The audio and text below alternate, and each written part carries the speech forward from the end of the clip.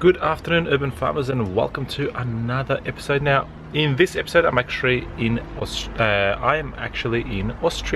I came here for a quick 3-week holiday.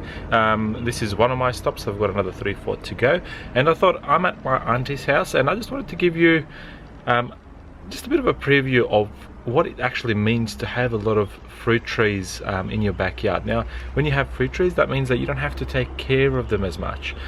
She's got berries, fruit trees, even got a little portable garden, which I'll show you. And it's awesome because, you know what, like, there's nothing better than coming outside on a summer's day and picking your own fruit, which is probably one of the nicest things you can probably do, especially if you've got kids. So without further ado, I want to show you her yard.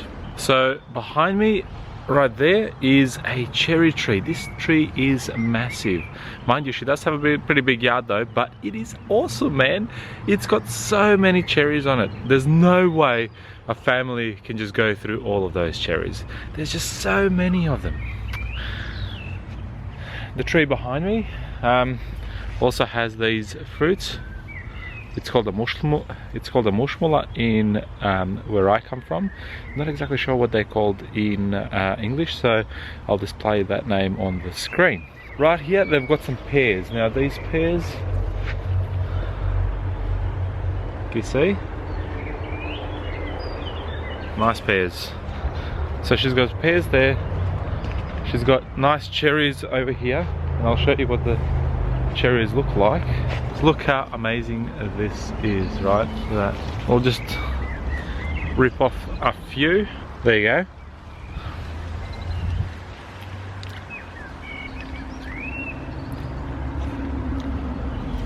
Seeds. And yeah, probably one of the best tasting cherries I've ever had. And the reason being is because it's just taken straight off the tree. It's had time to mature. It's had time for all the sugars to mature in the cherry naturally and organically without being forced in a box. And the taste is uncomparable to what you have in store. It just isn't. You just can't compare it. Sorry, I'm being a bit selfish. I'm going to pick a few more.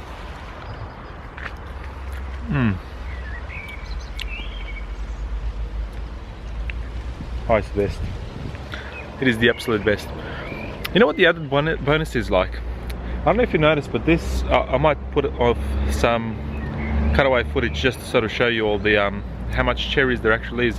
But there's not a single bird on the tree. Now, the reason for that being is that at least where she lives, there's a whole, you know, like, it's basically a forest. Well, not really a forest. It's a small town called Tulm. And what the birds did some time ago, right, is they took some of these cherries and they took them to the forest.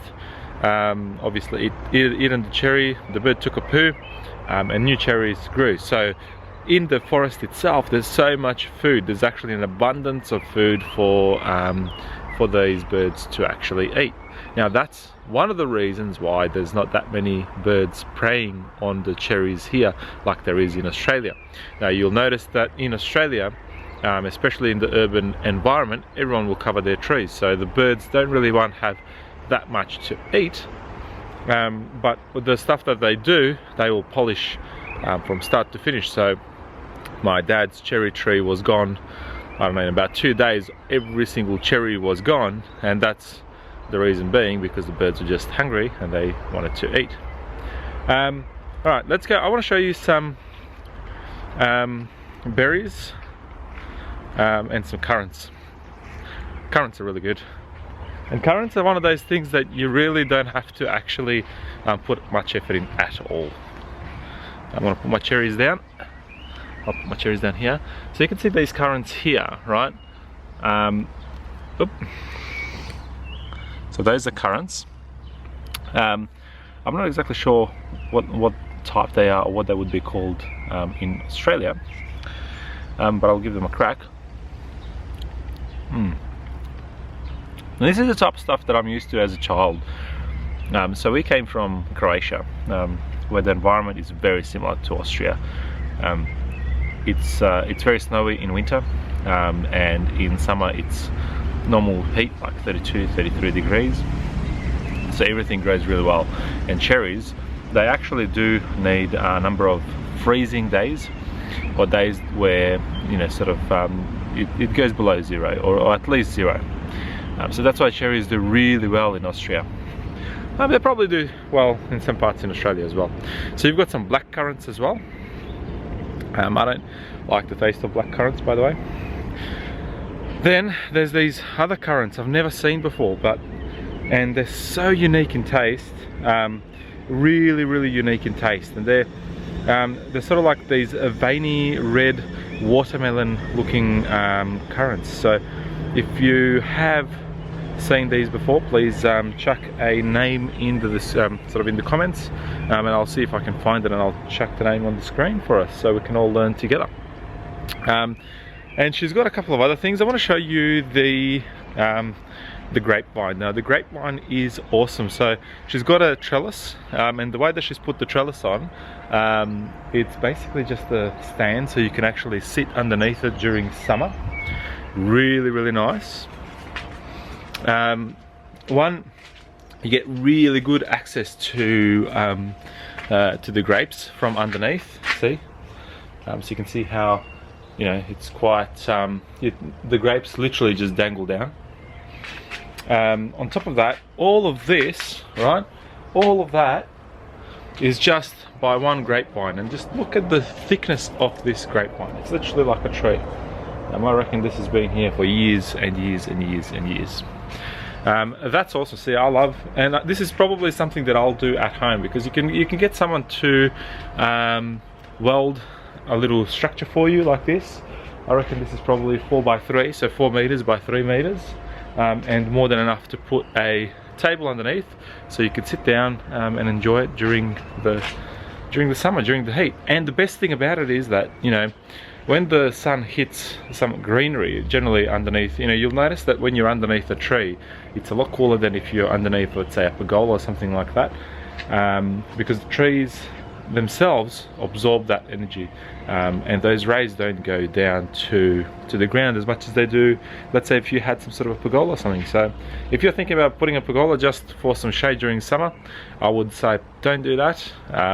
There's better ways of doing it. You can pretty much just plant yourself a grape tree.